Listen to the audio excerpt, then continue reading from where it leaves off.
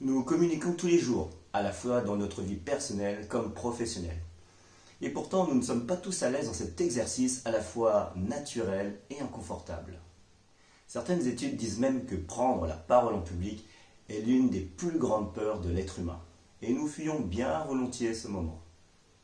Or, avoir une influence positive sur notre interlocuteur a une conséquence positive directe sur notre vie. Le plaisir et non plus le stress de parler à une nouvelle personne, de nouvelles amitiés ou histoires sentimentales, faire décoller sa carrière ou ses affaires. 12 attitudes pour influencer positivement votre interlocuteur. Les réponses sont ici et c'est now!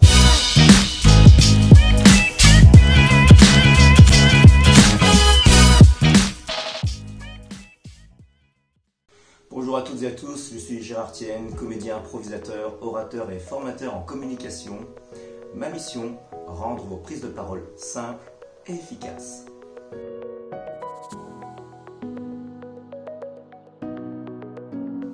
Dès que je parle d'influence, tout de suite mon auditoire me parle de manipulation. Alors quelle est la différence entre influence et manipulation? Je ne vais pas entrer dans des débats interminables, mais je voudrais juste dire que influence égale 2 gagnants et manipulation 1 gagnant. Dans le cas de l'influence, monsieur le client est reparti avec une belle veste, il a fait une bonne affaire, il n'est pas allé chez mes concurrents, et moi, monsieur le vendeur, j'ai gagné mon chiffre d'affaires de la journée. Il a gagné, j'ai gagné, 2 gagnants, influence. En revanche, dans le cadre d'une manipulation, monsieur le client est reparti avec une veste de mauvaise qualité alors qu'il croyait le contraire. Il s'en est aperçu, il est mécontent. Alors que moi, monsieur le vendeur, j'ai gagné de l'argent en lui vendant. Il a perdu, j'ai gagné, un seul gagnant, manipulation. Quand je parle d'influence positive, je veux dire que ma manière de communiquer amène l'interlocuteur à se sentir à l'aise. Et en plus, il gagne quelque chose. Une relation épanouissante, une nouvelle compétence, ou il fait une bonne affaire. Voyons maintenant différentes façons d'influencer positivement notre interlocuteur. Les conseils qui suivent sont simples, mais pas simplistes. Je les ai appris, je les utilise tous les jours et ça marche.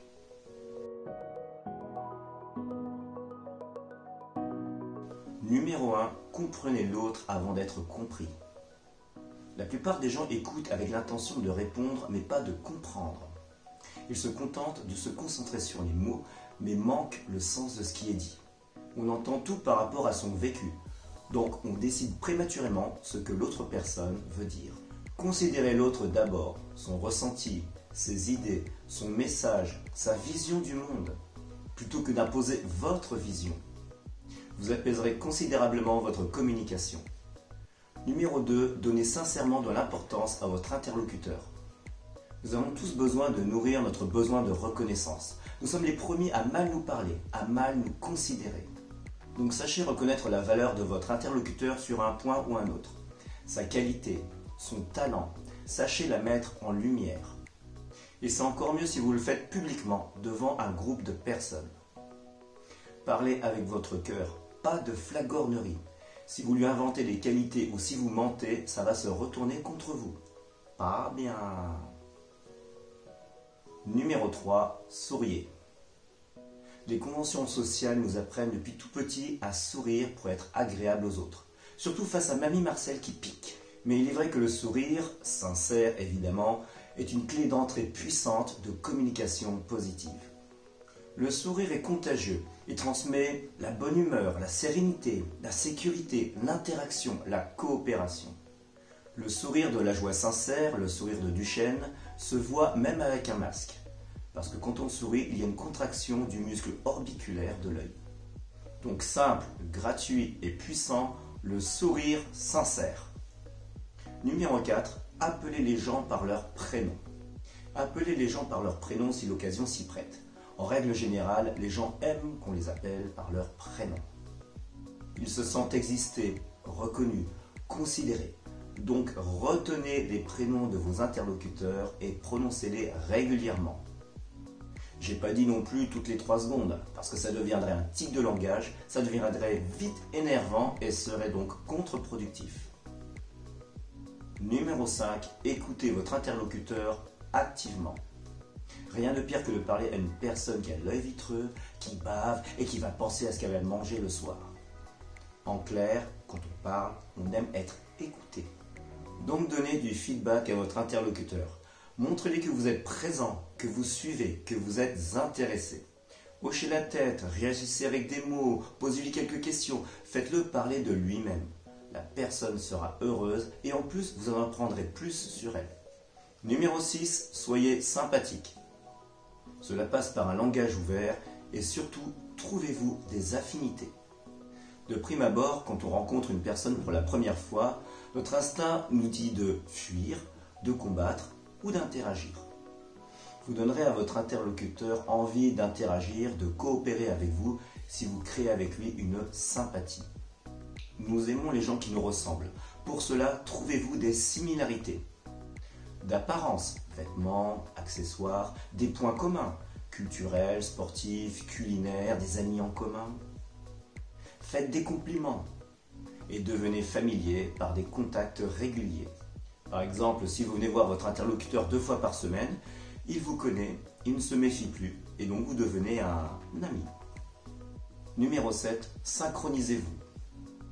On aime bien les personnes qui nous ressemblent, alors synchronisez-vous avec l'énergie de vos interlocuteurs. S'il est tranquille, soyez tranquille. S'il est dynamique, soyez dynamique. Il ne faut ni brusquer, ni casser l'enthousiasme. Pour cela, soyez attentif à son état émotionnel et adaptez votre langage corporel, votre voix, volume, débit, votre intonation et votre respiration. Numéro 8, soyez authentique. Tous les conseils que je viens de vous donner peuvent être suivis avec calcul en jouant un rôle. Ne le faites pas. Sur la durée, vous serez démasqué. La relation de confiance sera rompue et ce n'est pas ce que vous voulez. Donc soyez vrai, sincère, honnête, congruent.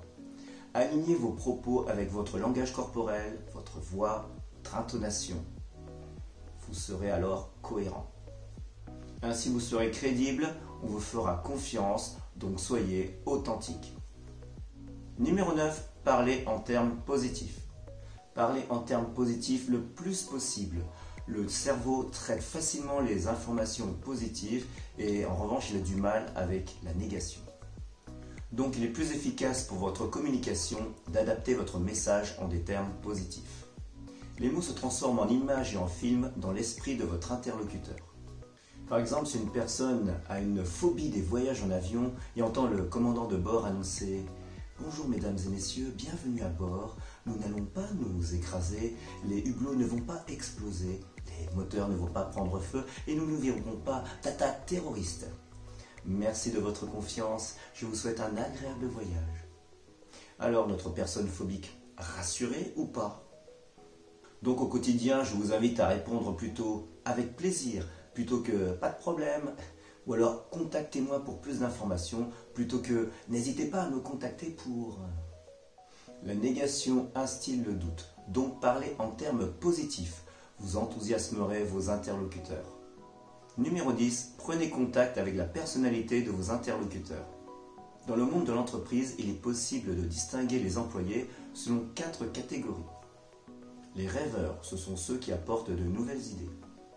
Les analystes, ils vérifient que les idées sont valables. Les persuasifs, ils font passer les idées. Et les contrôleurs, ils mettent en place les idées. Chaque employé combine ses caractéristiques avec malgré tout une dominante. Pour mieux communiquer avec ces personnalités, adaptez votre discours. Donnez de l'espace et des stimuli pour inciter les rêveurs. Accordez de l'attention aux détails pour les analystes. Soyez enthousiaste et valorisez la spontanéité des persuasifs. Donnez des options et des alternatives aux contrôleurs. Reconnaissez leurs qualités et faites-leur gagner du temps. Numéro 11. Utilisez des questions ouvertes. Pour ouvrir et alimenter une conversation, rien de tel que les questions ouvertes. Vous alimenterez l'imagination de votre interlocuteur et donc la conversation.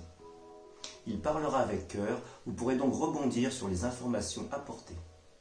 Et vous pourrez même passer d'une simple discussion courtoise à un échange personnel. Il sera alors naturel, convivial, voire intime. Numéro 12, faites-vous présenter. Avoir de nombreux contacts facilite les choses. La meilleure façon d'approcher quelqu'un est de se faire présenter par une personne qu'il respecte. Vous ferez tomber inconsciemment les barrières négatives qu'il pourrait avoir.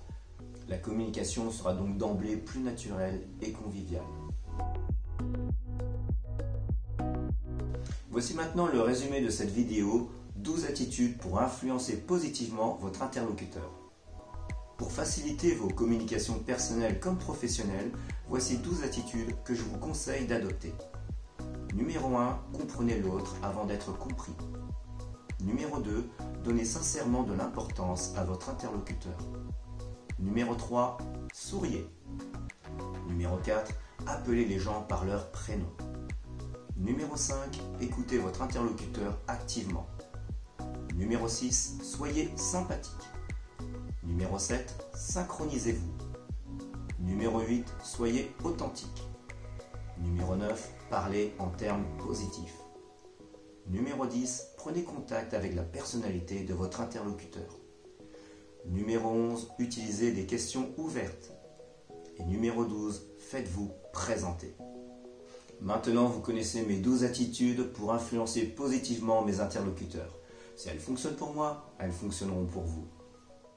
Si vous souhaitez d'autres trucs et astuces sur la prise de parole et le développement personnel, abonnez-vous à ma chaîne et mettez-moi un énorme like pour m'encourager. Et commentez, partagez, posez-moi vos questions et donnez-nous vos trucs et astuces pour influencer positivement vos interlocuteurs. Et suggérez-moi des thèmes pour de nouvelles vidéos. Et rappelez-vous, avant de nous quitter, faites les choses sérieusement, mais sans vous prendre au sérieux. À très vite les amis.